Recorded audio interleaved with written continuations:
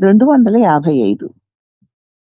పృచ్ఛకుడు అడుగుతున్నాడు, ఆత్మానుభవం ఎప్పుడూ కలగాలంటే మనస్సు నిశ్చలంగా ఉండాలా, అవునా అని అడిగాడు. ఇప్పుడు మీరు చెప్పారు కదా, తెలుసుకునే హృన్మగ్గుడు కానీ ఈ ఆత్మానుభవం నాకు సదా ఉండాలి అంటే మనస్సు నిశ్చలంగా ఉంటే చాలు భగవాన్ అన్నారు. అప్పుడు మహర్షి అంటున్నారు, ఏ ప్రవృత్తులు లేక నిశ్చలంగా నువ్వు ఉండగలిగితే మంచిదే, ఏ ఆలోచన రాకుండా నిశ్చలంగా నువ్వు ఉండగలిగితే మంచిదే. ఇలా కాకపోతే ఆత్మానుభవం కొరకు మాత్రమే మనసు నిశ్చలం చేస్తే ఏమిటి ప్రయోజనం? ఎందుకంటే ఆత్మానుభవం కలగాలి అనుకునేవాడు ఉంటూనే ఉంటాడు. కర్మ ప్రవృత్తి ఉన్నంత కాలము ఆత్మ సాధన యత్నం మానకూడదు. నీ కర్మల మీద, విషయాల మీద నీ ప్రవృత్తి ఉన్నంత కాలము నువ్వు ఆత్మ సాధనని ప్రయత్నం మానకూడదు. మాటికి నేను ఎవరిని అని ప్రశ్నించి నిలిచి ఉండడం అన్న సాధన మానకూడదు అన్నారు భగవాన్. అప్పుడు పిచ్చకుడు అంటున్నాడు, జ్ఞానం పూర్ణంగా సునిశ్చితం కాని వాణ్ణి గురించిన చర్చ ఇది. జ్ఞానం పూర్తిగా విన్నాం గాని, తెలిసింది గాని పూర్తిగా నిశ్చయం కలగలేదు, అటువంటి వారిని గురించిన చర్చ. అట్టి మందజ్ఞాని కేవల నిర్వికల్ప స్థితికి యువతలనే ఆగిపోతాడా భగవాన్? అతనికి పూర్తి జ్ఞానం కలగలేదు, పూర్ణంగా సుస్థితుడు కాలేదు. అట్టి మందజ్ఞాని కేవలం నిర్వికల్ప స్థితికి యువతలే ఆగిపోతాడా అని అడిగాడు. అడిగితే భగవాన్ అన్నారు, తనుమానసి దశలో కూడా కేవలం నిర్వికల్ప స్థితి వస్తుంది అన్నారు భగవాన్. అప్పుడు పిచ్చకుడు, మధ్యమ ఉత్తమ జ్ఞానులను జీవన్ముక్తులంటారే, తనుమానస స్థితిలో కేవలం నిర్వికల్పమేనే, మరి మందజ్ఞాని అక్కడ లేడు కదా అన్నారు. అంటే మళ్ళీ భగవాన్ అన్నారు, ఇక్కడ ఆత్మానుభవము సత్వాపత్తి దశలో మధ్యమ ఉత్తమములు, అసంశక్తి, పదార్థాభావిని, ఈ దశల్లో వాళ్ళు మంద మధ్యమ ఉత్తమ అని జ్ఞాని విభజించి చెప్తారు. ఆయా అధికారాలను బట్టి మందముడని, మధ్యముడని, ఉత్తముడనిను. అయితే వారి ప్రారంధ బలాన్ని బట్టి అలా అన్నారు. ప్రారంధమే కనుక బలీయమైతే అతడు మందజ్ఞాని.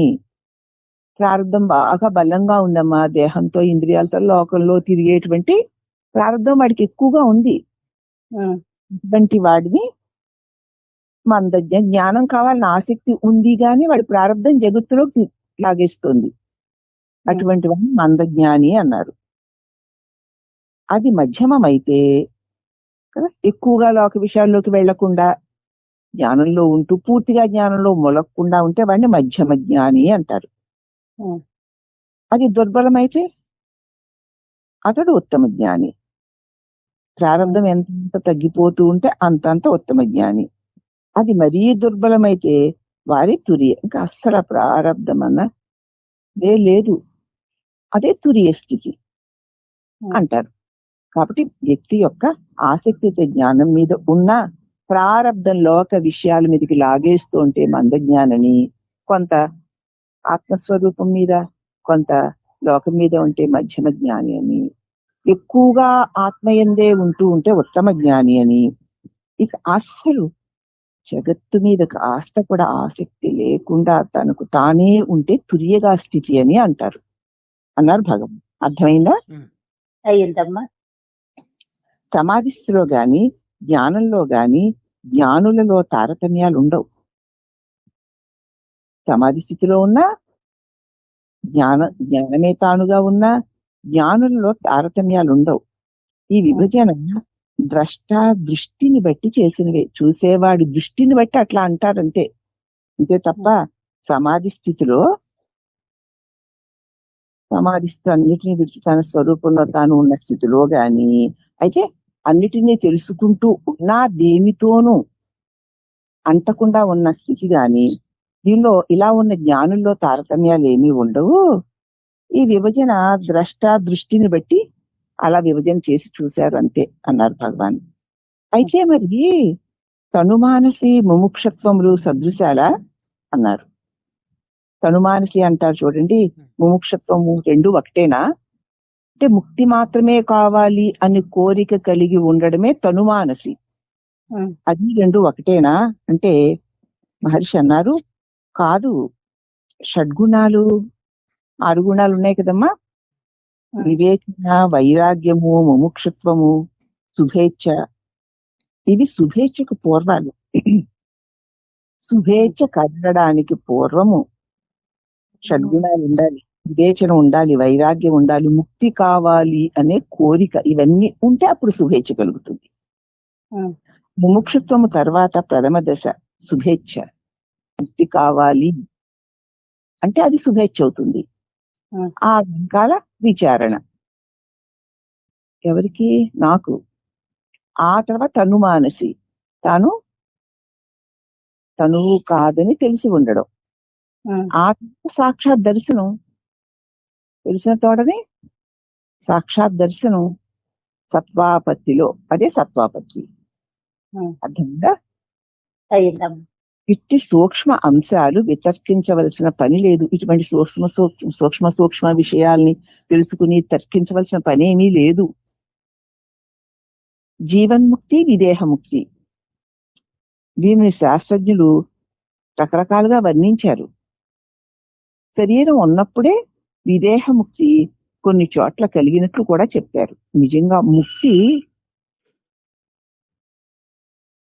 అహానికి మరొక పేరు అంతే. ముక్తి అంటే నేను నేను నేను ఉండడం ఒక్కటే. నేను ఏ తగిలింపులు లేని నేనే శుద్ధమై ఉండడం, అదే ముక్తి. ముక్తి అంటే ఇంక ఇవన్నీ ఊరికే ఇవన్నీ శాస్త్రాలు సూక్ష్మమైన అంశాలు ఇవి తర్కిస్తూ కూర్చోకుండా మానేసి జీవన్ముక్తి, విదేహముక్తి ఇవన్నీ శాస్త్రాలు ఓడి చెప్పే. నిజానికి ముక్తి అంటే అహం, అదే ముక్తి. ఎంత తేలిగ్గా ఉంది, కానీ మనం అహంగా నిలిచి ఉండడం ఎంత కష్టమో కదా. నేను దేహంగా ఉండడం తేలిగ్గాని అహంగా ఉండడం ఎంత కష్టంగా ఉందో మనకి.